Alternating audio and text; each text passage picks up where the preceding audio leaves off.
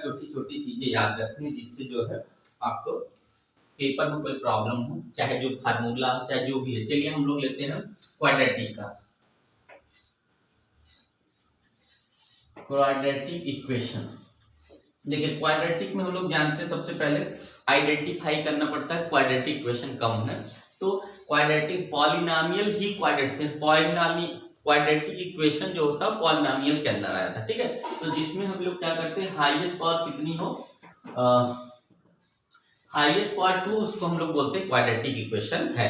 मतलब second power के equation को हम लोग बोलते हैं, या ये पाइनोमियल है पर सेकंड पावर के पाइनोमियल को हम लोग क्वाड्रेटिक बोलते हैं। और इसमें होना क्या चाहिए, वन वेरिएबल होना चाहिए। क्वाड्रेटिक की कंडीशन है सेकंड पावर का पाइनोमियल पर वन वेरिएबल हो, उसको क्वाड्रेटिक बोलते हैं। स्टैंडर्ड फॉर्म में लिखते हैं ax² + bx और + c = 0। अच्छा, क्वाड्रेटिक कौन कौन से इक्वेशन क्वाड्रेटिक नहीं हो सकते, तो क्वाड्रेटिक में कभी अपान में कोई वैल्यू नहीं होगी, एक तो इसको, और अंडर रूट में कोई वैल्यू नहीं होती।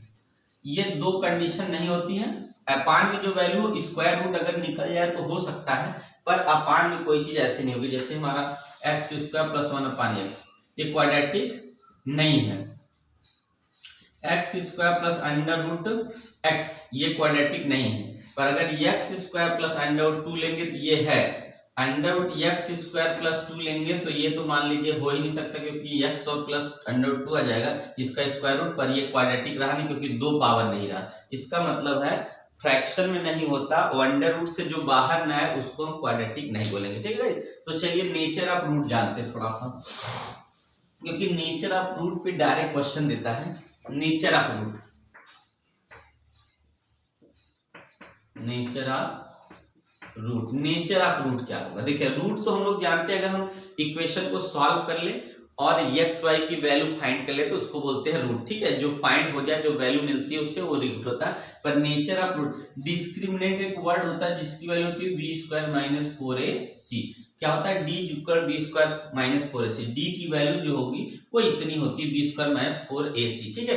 अब क्या करते हैं, अगर हमारा d की वैल्यू सॉल्व करने पे क्या होगा, 0 से ज्यादा आ जाए तो बोलेंगे रियल एंड डिस्टिंक्ट रूट,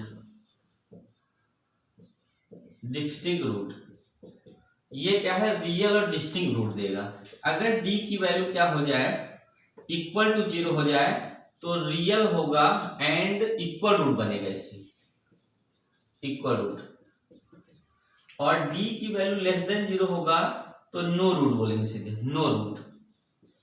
अब देखिए इन सब में ध्यान देखिए, यही नेचर ऑफ रूट के इस पे क्वेश्चन आते हैं। बहुत क्वेश्चन बहुत इजी होते हैं, बस एक बार समझने की देरी है। अगर ये याद है तभी इस क्वेश्चन को आप कर सकते हैं।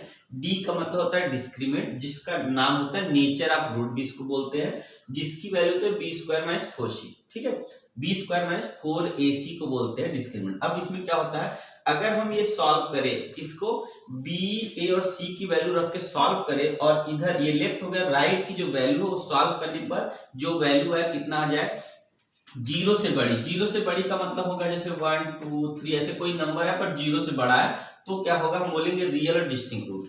पर अगर सॉल्व करते ही कितना हो जाए, 0 हो जाए, जैसे d की वैल्यू आ जाए 0, कुल सॉल्व के जैसे b की वैल्यू और इसकी वैल्यू रख के सॉल्व करके 0 आ जाएगा, तब क्या बोलेंगे उसको, तो रियल आएगा, रियल पर इक्वल रूट माना जाएगा। जैसे एग्जांपल में समझिए, अगर हम x + 1 का होल स्क्वायर कहें तो ये क्या है, अगर हम कहें कि x - 4 का होल स्क्वायर बोले, या स्क्वायर जिस पे लगा होगा स्क्वायर, वो सभी क्या होता है, रियल और इक्वल रूट वाले होते हैं। अगर उसको हम क्या करेंगे, होल स्क्वायर लाकर फिर से फैक्टराइज करेंगे तो दोनों सेम ही आएगा। और तीसरा क्या, अगर सॉल्व करें और रूट की वैल्यू क्या हो जाए हमारी, तो निगेटिव में अगर आ जाती है, तब उसको हम बोलते हैं कि ये जो है नो सॉल्यूशन, सॉल्व नहीं होगा। क्यों, क्योंकि इसमें इमेजिनरी आ जाता है। इमेजिनरी जो है 10th में बताया नहीं जाता, आगे चल के बताया जाता है सॉल्व, क्योंकि वो कॉम्प्लेक्स के अंदर आ जाता है। तो हमें क्या है, बस इतना ही बताना। तो ये वाली कंडीशन से अगर आप ध्यान रखें तो आप हर क्वेश्चन को सॉल्व। ओके गाइस, तो चलिए नेक्स्ट वीडियो जो है नेक्स्ट टाइम में लाते हैं, तो आप लोग ध्यान से देखिएगा और हमारे चैनल को क्या है सब्सक्राइब कर दिए, क्योंकि अगर जैसे ही मैं क्या करूंगा वीडियो अपलोड करूँगा तो आपके पास पहुंचेगा, ठीक है, आपके पास पहुंचेगा तभी तो देखेंगे, और आप प्लेलिस्ट में जाके सभी वीडियो देख सकते हो। ओके गाइस, तो हमारे चैनल का नाम है Study 24 by VK। Thank you.